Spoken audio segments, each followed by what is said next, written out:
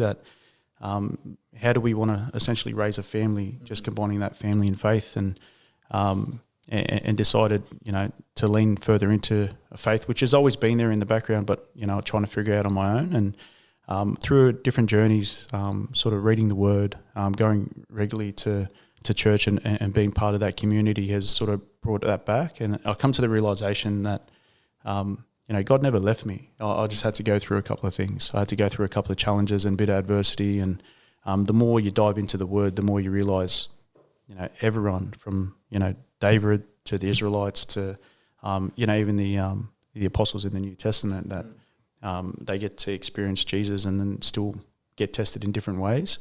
That everyone has their own personal journey that they go through, but at the end of the day, God never leaves your side. So, and then now it's come full swing, and we're raising 4 young children with Katrina and I, and family and faith. Like, faith is at the foundation of everything for us in what we do.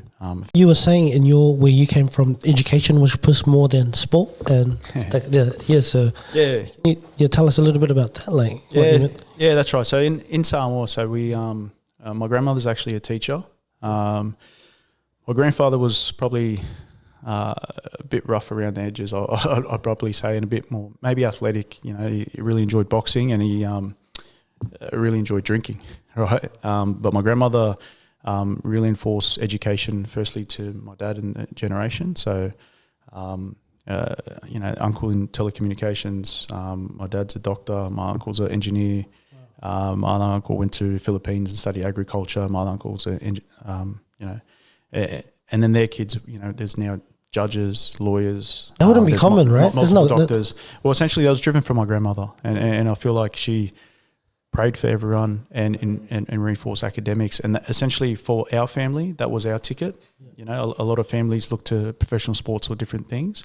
It was always entrenched in us to study hard.